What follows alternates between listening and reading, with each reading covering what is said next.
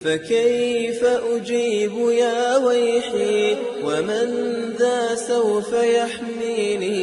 أسلي النفس الحمد للہ وکفی وسلام علی عبادہ الذین اصطفی اما بعد۔ خلاصۃ القرآن کے حوالے سے آج ہمارا 7واں سپارہ ہے۔ اس پارے کے 19 رکوع ہیں،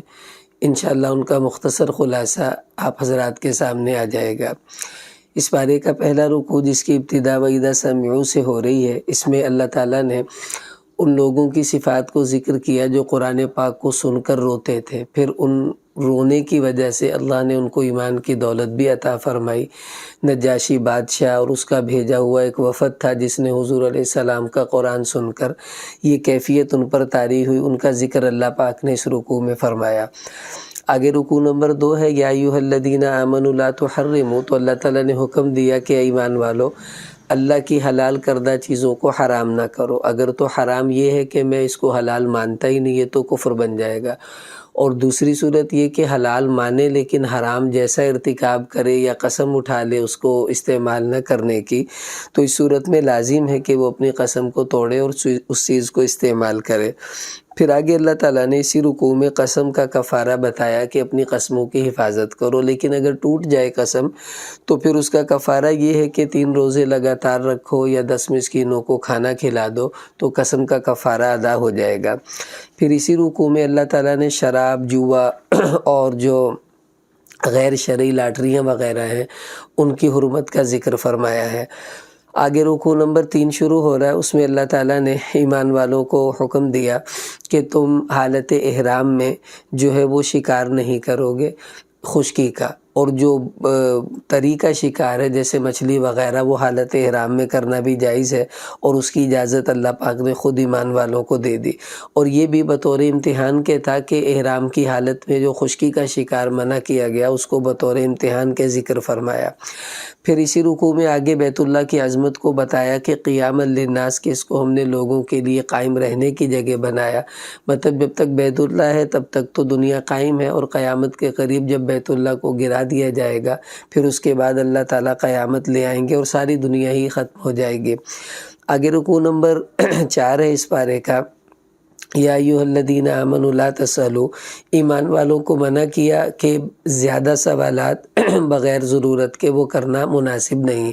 اصل میں کچھ لوگوں نے جب حج فرض ہوا تو یہ پوچھا یا رسول اللہ ہر سال ہی فرض ہے، تو حضور خاموش ہوئے۔ پھر یہ آیتیں اتری جس میں بتایا گیا کہ اگر تم ایسے سوال کرو گے تو اللہ ہو سکتا ہے اس کو فرض ہی کر دیتے، تو کتنی مشقت اٹھانی پڑتی۔ پھر اسی رکوع میں اللہ تعالیٰ نے جاہلیت کے زمانے کی کچھ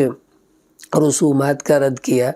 کہ وہ لوگ اپنے جانوروں کو بتوں کے نام پر چھوڑ دیتے تھے، ان کا دودھ نہیں نکالتے تھے، ان پر سواری نہیں کرتے تھے، تو اللہ تعالیٰ نے اس کو رد فرمایا کہ یہ جاہلانہ رسومات ہیں، ایمان والوں کو ان سے بچنا چاہیے۔ آج بھی بہت سے لوگ بزرگوں کے نام پر گائے چھوڑ دیتے ہیں وغیرہ وغیرہ، تو یہ انہی رسومات کا اثر ہے، تو یہ مشرکانہ رسومات ہیں، ان سے بچنا چاہیے۔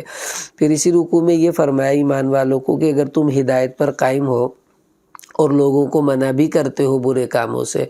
پھر بھی وہ باز نہ آئیں تو تمہیں گھبرانا نہیں چاہیے، ان کی برائی پھر تمہیں کوئی نقصان نہیں دے گی۔ پھر اسی رکوع میں اللہ تعالیٰ نے یہ بھی فرمایا کہ جب کوئی آدمی فوت ہونے لگے اور وہ وصیت لکھوائے تو اس کو چاہیے کچھ گواہ بنا لے تاکہ بعد میں وہ وصیت پوری کروائی جا سکے۔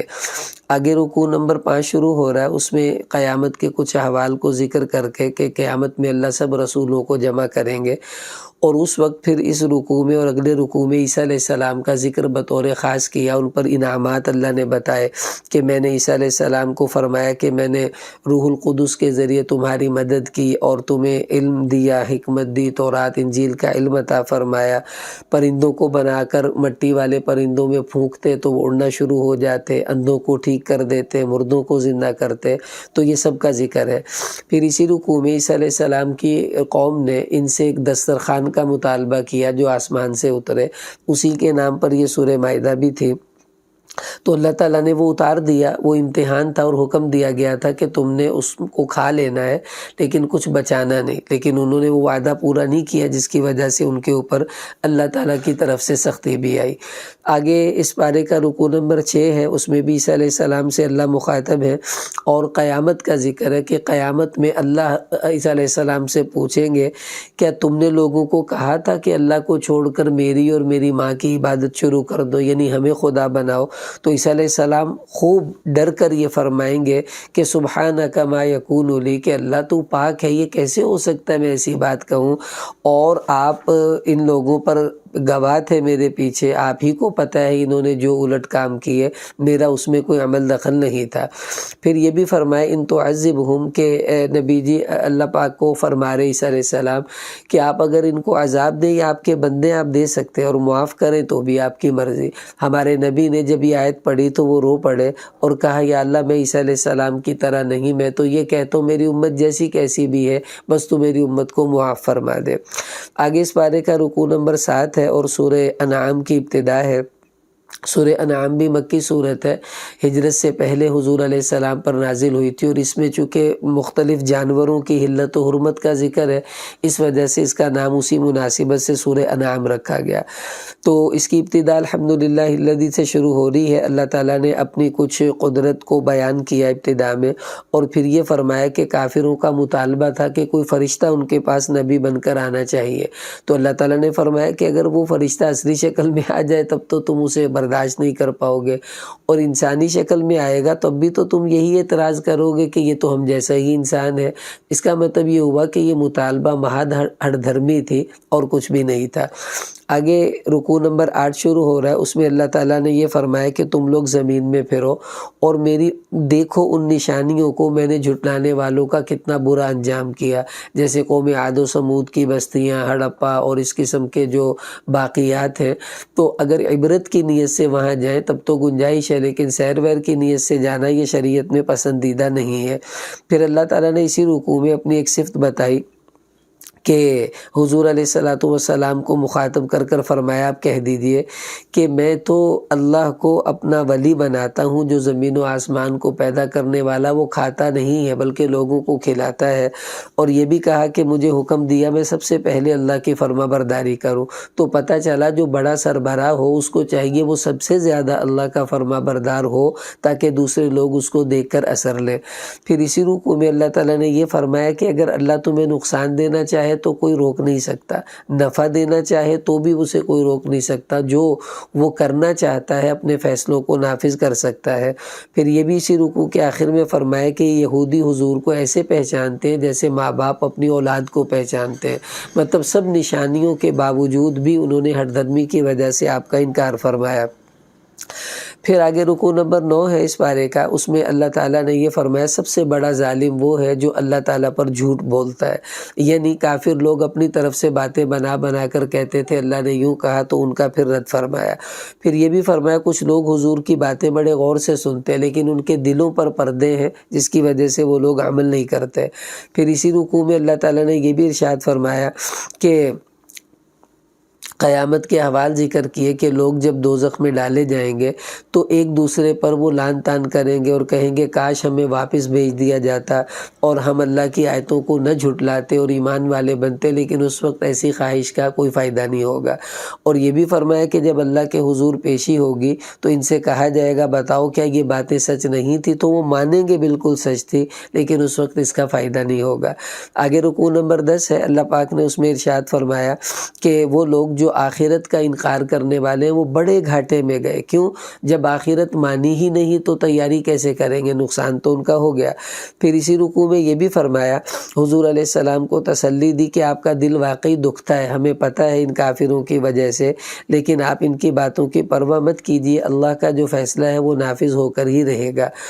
آگے اسی رکوع میں اللہ تعالیٰ نے یہ بھی فرمایا کہ جو بھی زمین میں پرندے ہیں یا اڑ رہے ہیں تو ان کی مثل سب یہ ایسی ہے جو قیامت والے دن اللہ ان سب کو بھی زندہ کریں گے، اور ان کا بھی عدل کی وجہ سے ایک دوسرے سے جو بدلہ ہوگا وہ دیا جائے گا۔ ایک سینگ والی بکری نے اگر بغیر سینگ والی کو مارا ہے تو وہ اس کو ٹکر مارے گی، پھر وہ ختم ہو جائیں گے۔ تو بتایا کہ جب ہم ان کو زندہ کر کر انصاف قائم کریں گے، تم تو پھر انسان ہو، تمہارے تو ذمے احکامات ہیں، اس لیے تمہیں تو بطریق اولا اٹھنا پڑے گا۔ آگے رکوع نمبر 11 ہے، اس میں اللہ تعالیٰ نے یہ ارشاد فرمایا کہ نبی جی ہم نے آپ سے پہلے بھی بہت سی امتوں کے پاس رسول بھیجے اور ان کو بھی بڑی بڑی تنگیوں کا سامنا کرنا پڑا، قوموں نے جھٹلایا، پھر نبیوں نے صبر کیا، آپ بھی ایسا ہی معاملہ فرمائے۔ پھر اللہ پاک نے ڈانٹا کہ دیکھو اگر اللہ تمہارے آنکھوں کو بینائی چھین لے، تمہارے کانوں کی سماعت چھین لے تو تم کیا کرو گے؟ اللہ کے علاوہ کون ہے جو یہ چیزیں لوٹا سکے؟ تو جب یہ نعمتیں اس رب نے دی ہیں تو تم ان نعمتوں کا صحیح استعمال کرو۔ پھر اس رکوع میں یہ بھی حضور علیہ السلام کو فرمایا کہ آپ ان سے کہہ دیں میرے پاس کوئی اللہ کے خزانے نہیں ہے اور میں غیب کا علم بھی نہیں جانتا، اور نہ ہی میں کوئی فرشتہ ہوں کہ جو میں فرشتوں کی طرح تمہارے ساتھ بیہیو کروں۔ تو پتہ چلا کہ علم غیب یہ اللہ کی صفت ہے۔ نبی خود کہلوایا جا رہا ہے نبی سے کہ کہہ دو ولا اعلم الغیب، کہ میں غیب نہیں جانتا۔ تو پتہ چلا انبیاء کے پاس جو غیب کی خبریں ہوتی ہیں اللہ نے بتائی ہوئی ہوتی ہیں، وہ علم الغیب نہیں ہوتا بلکہ وہ انباء الغیب ہے، کہ وہ غیب کی خبریں ہیں، اور ان کی وجہ سے کسی نبی کو عالم الغیب کہہ دیا جائے، یہ قرآن و سنت کی جو بنیادی اصول ہیں ان کے بالکل منافی بات ہے، اس لیے ایسا نہیں ہونا چاہیے۔ ہاں اتنا ہے کہ انبیاء کو غیب کا علم اللہ عطا فرماتے ہیں، وہ غیب کی جو خبریں ہوتی ہیں۔ آگے اس پارے کا رکوع نمبر 12 شروع ہو رہا ہے، جس کی ابتدا میں اللہ تعالیٰ نے فرمایا کہ وہ لوگ جو آخرت کے منکر ہیں، اے نبی جی آپ ان کو اللہ کے عذاب سے اور اللہ کے حکموں سے ڈرا دیجیے تاکہ ان میں آخرت کی تیاری کا شوق پیدا ہو۔ پھر اسی رکوع میں اللہ پاک نے یہ بھی فرمایا کہ وہ لوگ جو اللہ کی یاد میں دن رات مشغول ہوتے ہیں ان کو اپنے آپ سے دور مت کیجیے، اور یہی قانون ہے کہ نیک لوگوں کو ہمیشہ اپنے قریب ہی کرنا چاہیے۔ پھر آگے یہ فرمایا کہ جب ایمان والے آپ کے پاس آئیں تو آپ ان کو سلام کہیے۔ مفسرین فرماتے ہیں یا تو یہ سلام اللہ کا ہے کہ اللہ کا سلام اپنے بندوں کو دیجیے، یا پھر آداب معاشرت سکھایا کہ آنے جانے والے ایک دوسرے کو سلام کریں۔ آگے اس پارے کا رکوع نمبر 13 ہے، جس میں حضور علیہ السلام کو اللہ پاک نے فرمایا کہ آپ لوگوں کو بتائیے کہ مجھے اللہ نے منع کیا کہ میں اللہ کے علاوہ کسی اور کی عبادت بھی نہیں کروں گا اور نہ اپنی اور تمہاری خواہشات کے پیچھے چلوں گا۔ پھر اسی رکوع میں یہ بھی کہا کہ وَعِندَهُ مَفَاتِحُ الْغَیْب، کہ غیب کی جتنی بھی چابیاں ہیں وہ سب اللہ کے کنٹرول میں ہیں، اور وہی ہر خشکی طری کی چیز کو جانتا ہے۔ تو اس سے پتہ چلا جب چابیاں غیب کی اللہ کے کنٹرول میں ہیں تو عالم الغیب کہلانے کے لائق بھی اللہ ہی کی ذات ہے، کسی اور کو عالم الغیب کہنا یہ درست نہیں ہے۔ آگے رکوع نمبر 14 ہے، وَهُوَ الْقَاهِرُ فَوْقَ عِبَادِهِ، اس میں اللہ تعالیٰ نے اپنی قدرت کو کھولا کہ اللہ اپنے بندوں پر غالب ہے اور اس کے فیصلے نافذ ہوتے ہیں، اور یہ بھی کہا کہ خشکی طری میں جب تم پکارتے ہو کسی کو تو سوائے اللہ کے کون ہے جو تمہاری مدد کرتا ہے۔ پھر یہ فرمایا کہ نبی جی اگر کچھ ایسے لوگ جو اللہ کی آیات میں مذاق کر رہے ہوں یا ان کا انکار کر رہے ہوں تو ایسی جگہوں پر آپ ان کے ساتھ مت بیٹھیے بلکہ ان سے اعراض کیجیے اور چھوڑ دیجیے ایسے لوگوں کو جو دین کو مذاق بناتے ہیں اور اس کے ساتھ ہنسی مذاق جیسا سلوک کرتے ہیں۔ تو اس سے پتہ چلا کہ ایسی مجالس جہاں اللہ کے احکامات سے مذاق کیا جائے اور ان احکامات کو کھیل سمجھا جائے، ایسی مجالس میں بیٹھنا، ایسے لوگوں کے پاس جانا یہ اللہ کے حکم کے مطابق درست نہیں ہے۔ ایمان والوں کو اس سے بچنا چاہیے۔ آگے رکوع نمبر 15 ہے، اس میں اللہ تعالیٰ نے ابتدا میں اپنی کچھ آیات کو کھولا۔ آگے ابراہیم علیہ السلام کا اپنے والد آزر کے ساتھ ایک مکالمہ ہے جس میں انہوں نے ان سے یہ کہا کہ آپ کیوں بتوں کی پوجا کرتے ہیں، اور پھر انہوں نے اللہ کی قدرت پر ایک عقلی دلیل دی۔ ابراہیم علیہ السلام نے ستارے نکلے، کہا یہ رب ہوگا، جب وہ چلے گئے کہا یہ تو نہیں ہو سکتا، سورج چاند نکلا، کہا یہ رب ہوگا، وہ غروب ہوا، کہا یہ بھی نہیں ہو سکتا، سورج نکلا، کہا یہ بہت بڑا ہے، یہ رب ہوگا، جب وہ بھی غروب ہوا فرمایا کہ نہیں، میں کسی کو اللہ کے ساتھ شریک نہیں کر سکتا۔ انی وجہت وجہی للذی فطر السماوات والارض حنیفا، میں تو اپنا رخ اس اللہ کی طرف موڑتا ہوں جو زمین و آسمان کو پیدا کرنے والا ہے۔ مطلب یہ کہ اللہ ہی کے زندہ ہے، اللہ ہی ہمیشہ ہے، ہر چیز آنے جانے والی ہے، اس لیے میں تو اللہ کی طرف رجوع کروں گا۔ پھر اسی رکوع میں یہ بھی کہا کہ اگر آپ کے دل میں ایمان مضبوط ہے اور کسی سخت حالات کی وجہ سے جان جانے کے خوف سے زبان سے کلمہ کفر کہنا پڑ جائے تو اس کی گنجائش ہے، آپ کا ایمان اللہ کے ہاں معتبر ہی رہے گا۔ آگے رکوع نمبر 16 میں اللہ نے بہت سے انبیاء کا نام لے کر فرمایا، اس میں ابراہیم علیہ السلام، حضرت اسحاق، یعقوب، داؤد، سلیمان، ایوب، یوسف، موسیٰ، ہارون، زکریا، یحییٰ، عیسیٰ، الیاس، اسماعیل، یسع، یونس، لوط، ان سب نبیوں کے نام لے لے کر اللہ نے فرمایا کہ یہ سب نبی ہدایت پر تھے، اور اے نبی جی صلی اللہ علیہ وسلم آپ بھی چونکہ انہی نبیوں کے راستے پر ہیں اور اسی نبی کے سلسلے میں ہیں، اسی لیے آپ بھی ہدایت پر ہیں، فَبِهُدَاهُ مُقْتَدِي، آپ انہی کی ہدایت کی پیروی جو ہے وہ کرتے رہیے۔ اور پھر یہ بھی کہا کہ لوگوں سے کوئی اجر میں نہیں مانگتا، میرا اجر میرے اللہ کے پاس ہے، یہی تبلیغ کا اصل خلاصہ ہے۔ آگے رکوع نمبر 17 ہے، اس کی ابتدا میں ایک شکوہ اللہ پاک نے کیا، وَمَا قَدَرُ اللَّهَ حَقَّ قَدْرِهِ، کہ بندوں نے اللہ کی جیسے قدر کرنی چاہیے تھی ویسے قدر کی نہیں، اور یہ شکوہ واقعی اللہ کا درست ہے کہ ہمیں اپنے اللہ کو ویسے جیسے اس کی عبادت کا حق تھا ہم نے ویسے اس کا ادا کیا بھی نہیں۔ آگے قرآن پاک کی حقانیت کو بیان کرتے ہوئے پھر آخر میں ظالم لوگوں کی موت کا کچھ منظر پیش کیا کہ فرشتے جب ان کی روح نکالنے آتے ہیں تو وہ تو بڑے غصے میں آتے ہیں اور ان کی روح کو زبردستی نکال لیتے ہیں، اور یہ بھی کہا کہ قیامت میں تم سب کو اللہ کے حضور اکیلے اکیلے پیش ہونا ہوگا اور سب کو اپنا اپنا حساب دینا ہوگا۔ آگے رکوع نمبر 18 میں اللہ نے اپنی قدرت کی آیات کو بیان فرمایا، نشانیاں بتائیں کہ اللہ گٹھلیوں کو، بیجوں کو پھاڑ کر پودے اگاتے ہیں، زندہ سے مردہ، مردہ سے زندہ کو نکالتے ہیں، سورج چاند کو کام پر لگایا، ستارے بنا دیے اور آسمان سے پانی برسایا، اس سے کھیتیاں اگائیں، پھل اگائے، باغات بنا دیے وغیرہ وغیرہ، تاکہ بندوں کو احساس ہو کہ اتنی قدرت والا رب، اتنے احسانات والا رب، اس کی عبادت کرنا تو ہمارے لیے ضروری ہے۔ آگے اس پارے کا آخری رکوع نمبر 19 ہے، اس میں بدیع السماوات والارض، اللہ پاک نے اپنی صفت بتائی کہ اللہ بدیع ہے۔ بدیع اس کو کہتے ہیں جو بغیر نقشوں کے چیزوں کو بناتا ہے، تو یہ بتانا مقصود تھا کہ دیکھ کر تو سب بنا لیتے ہیں، بن دیکھے بنانا کمال یہ ہے، تو اللہ نے بغیر نقشے کے زمین آسمان سب کچھ بنایا، اس کا کوئی نقشہ نہیں تھا۔ پھر آگے یہ بھی فرمایا لا تدرکہ الابصار، کہ اللہ وہ ذات ہے جسے کوئی آنکھ نہیں دیکھ سکتی، اس کا ادراک نہیں ہو سکتا، ہاں وہ سب کو دیکھ سکتا ہے۔ تو موسیٰ علیہ السلام نے بھی اللہ سے خواہش ظاہر کی دنیا میں دیکھنے کی، لیکن وہ بھی کامیاب نہ ہو سکے۔ جنت میں ہر ایمان والا اللہ کا دیدار کرے گا، دنیا میں دنیا کی آنکھ سے اللہ کو دیکھنا کسی کے لیے ممکن نہیں، یہ متفقہ اہل سنت والجماعت کا عقیدہ ہے۔ رہی یہ بات کہ بہت سے ائمہ کرام جیسے امام احمد بن حنبل، امام ابو حنیفہ رحمہم اللہ، ان سے منقول ہے کہ انہوں نے خواب میں اللہ کا دیدار کیا، تو یہ سمجھ لیجئے خواب کا جہان یہ دنیا کا جہان نہیں ہوتا۔ جیسے ہم دنیا میں اڑ نہیں سکتے لیکن خواب میں اڑتے ہیں، تو ہر وہ کام جو دنیا میں ناممکن ہے خواب میں ممکن ہو جاتا ہے۔ تو اللہ کو دیکھنا دنیا میں ناممکن ہے لیکن خواب میں اس کا امکان قائم ہو سکتا ہے۔ اس لیے اگر کسی سے ایسا منقول ہے بھی تو ہم یہ نہیں کہہ سکتے وہ قرآن و سنت کے خلاف ہے، بلکہ جو نفی ہے وہ دنیا میں اس آنکھ سے دیکھنے کی، اور خواب میں یہ والی آنکھ نہیں ہوا کرتے۔ آگے اس پارے کے رکوع میں، آخری رکوع میں بالکل آخر میں اللہ تعالیٰ نے ایک بہت بڑا قانون بیان فرمایا،